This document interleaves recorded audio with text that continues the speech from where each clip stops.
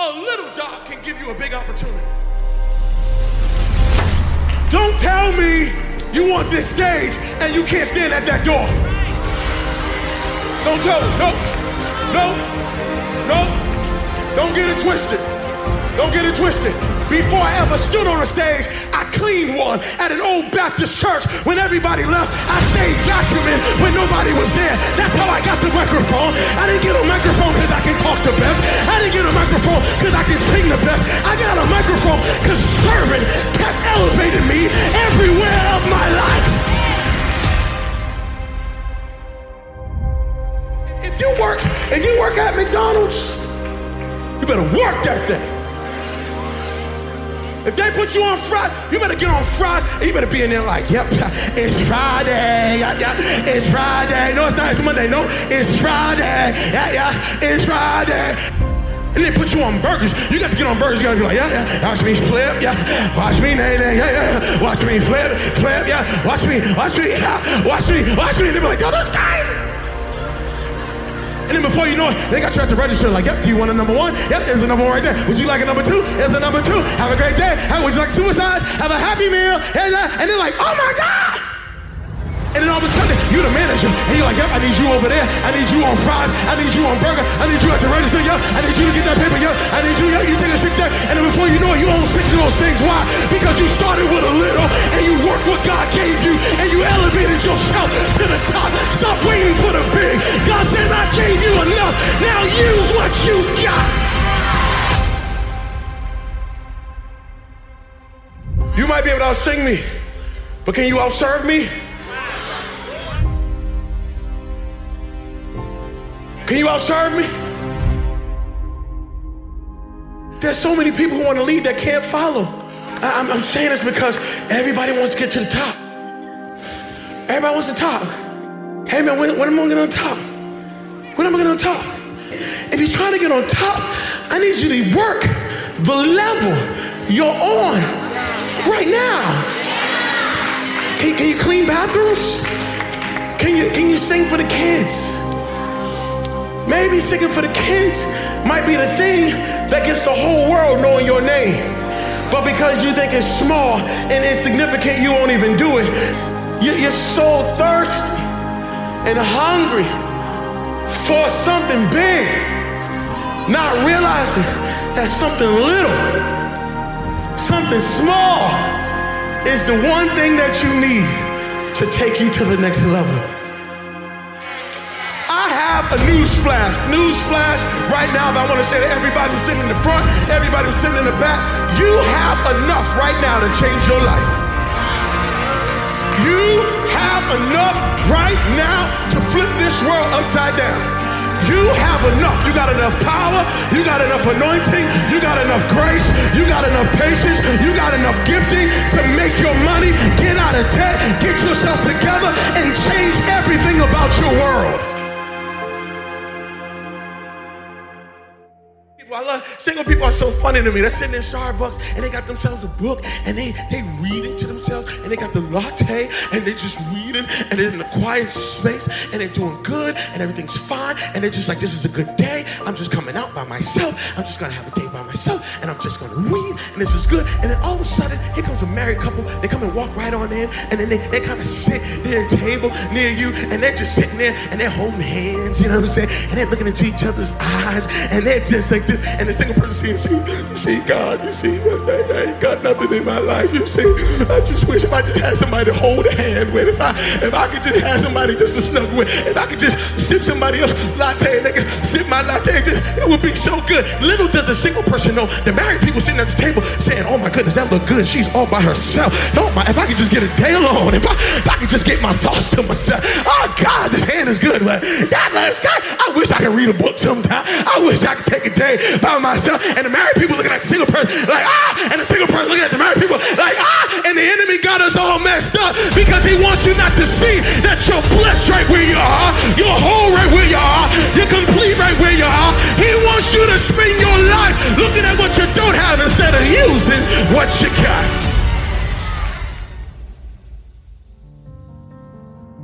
And I want to talk to the person who spends all your time talking about every problem you have and what's wrong and what failed and what's messed up and how it's not coming together. I need you to do me a favor. Stop talking about your storm and start talking to your storm. That's right. Stop talking about the cancer and start talking to the cancer. Stop talking about the depression and start talking to the depression. And you got to look at your depression and say, depression, you got to get out my life. You got to get out my house. Why? Because this body doesn't belong to you. This mind doesn't belong to you. You got to stop talking about the sickness and you got to start talking to the sickness. And you got to tell the sickness, you got about 3 hours. You got about 3 days left in my life.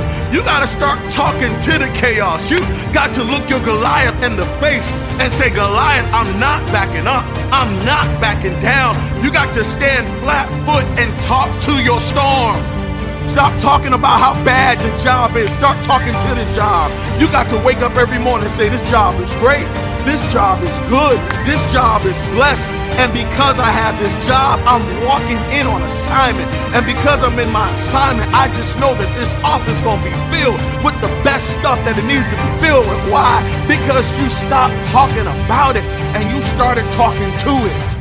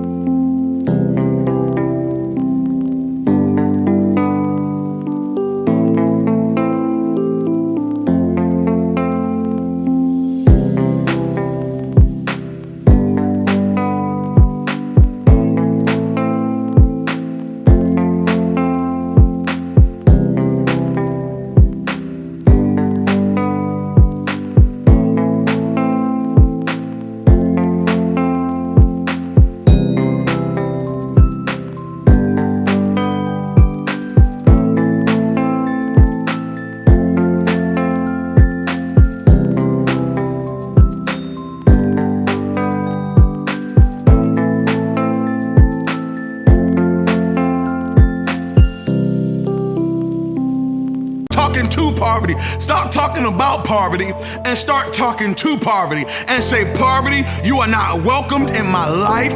Poverty, you are not welcomed in my home. Matter of fact, I crowned you a landlord right now. You are the landlord of your life and you have the right to serve an eviction notice over every tenant in your life that don't belong there. I dare you to serve an eviction notice over cancer. I dare you to serve an eviction notice over poverty. I dare you to serve an eviction notice over lack. You got to tell lack, get out my life. You don't belong here. You don't need to be in this room. Get away from me. Why? Because I'm the landlord here and I speak to my storm and I tell my storm, peace, be still. You got to say something different. If you want to see something different, you got to say something different. Many of us, we love to read motivation. Many of us, we love to hear motivation. You can't just hear motivation. You got to speak motivation. You got to say what I'm saying. Don't just hear it and walk away from the video. No, you got to stop and say, what I just heard, I got to repeat.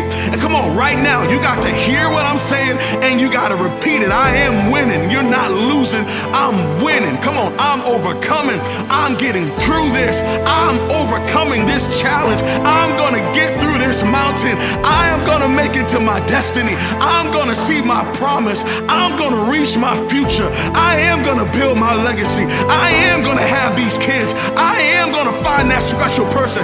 I am going to get this degree. I am going to buy that house. I am going to do it. I'm not just hearing it. I'm going to speak it into my life because my words